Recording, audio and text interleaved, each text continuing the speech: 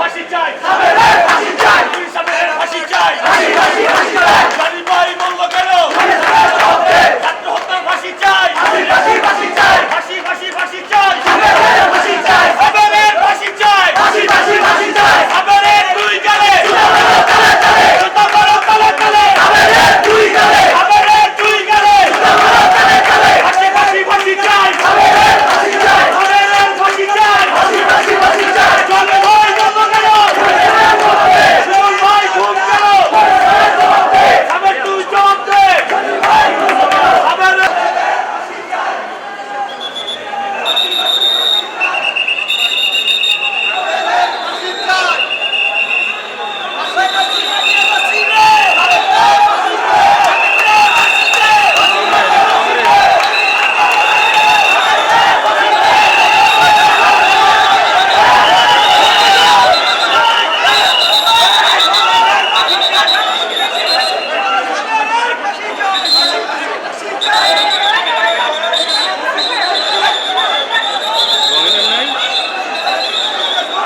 আজকে ফ্যাসিস্ট হাসিনা সরকারের সাবেক অবৈধ মন্ত্রী এবং অবৈধ এমপি সাবির হোসেন চৌধুরীকে আজকে একটি হত্যা মামলায় এজাহার নামী আসামি সে এই মামলায় তদন্তকারী কর্মকর্তা তাকে বিজ্ঞ আদালতে উপস্থাপন করেন এবং এই মামলায় তাকে উপস্থাপন করে 10 দিনের রিমান্ড প্রার্থনা করেন। আপনারা জানেন যে এই সাবির হোসেন চৌধুরী শেখ হাসিনার ফ্যাসিস্ট সরকারের একজন দোসর এবং সে গত নির্বাচনের সময় পিটার হাসের সঙ্গে সে বৈঠক করে এই শেখ হাসিনাকে নির্বাচনে বৈধতা দেওয়ার জন্য সে দোতালি করেছে এবং মুগদাতে ছাত্র জনতা যে আন্দোলন হয়েছিল এই আন্দোলনের সময় যে মুগদাতে ব্রিজের নিচে গুলি করে যে আহত করা হয়েছিল, অনেকে হত্যা করা হয়েছিল, তাদেরকে চিকিৎসা দেওয়ার জন্য সেই মুগদা মেডিকেল কলেজে গেট বন্ধ করে দেওয়া হয়েছিল, তাকে চিকিৎসা করতে দেয় না এই সাবির হোসেন চৌধুরী। তাকে এই আপনারা জানেন যে গত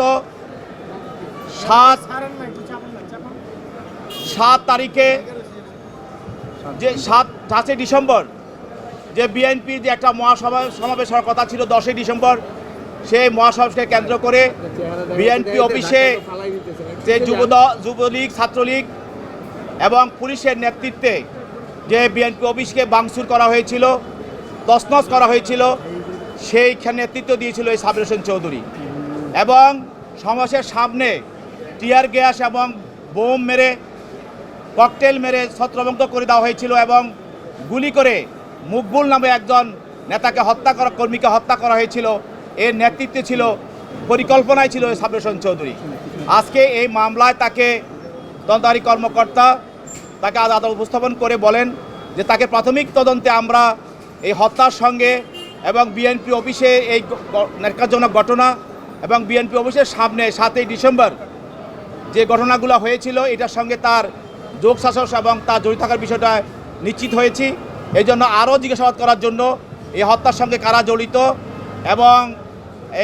এই হত্যার বিষয়ে কারা সহায়তা করেছে এবং পরিকল্পনা করেছে তাদেরকে বের করা দরকার, সেই জন্য তার জন্য 10 দিন রিমান্ড প্রার্থনা করেছেন বিজ্ঞ আদালত। তার পক্ষের আইনজীবীরাও তার রিমান্ড বাতিল করে জামিন প্রার্থনা করেছেন। উভয় পক্ষের শুনানি অন্তে বিজ্ঞ আদালত এই মামলায় তাকে 5 দিনের রিমান্ড মঞ্জুর করেন। এছাড়াও তাকে আরও 6টি মামলায়, খিলগাঁও থানার আরও কয়েকটি মামলায় তাকে হত্যা মামলায়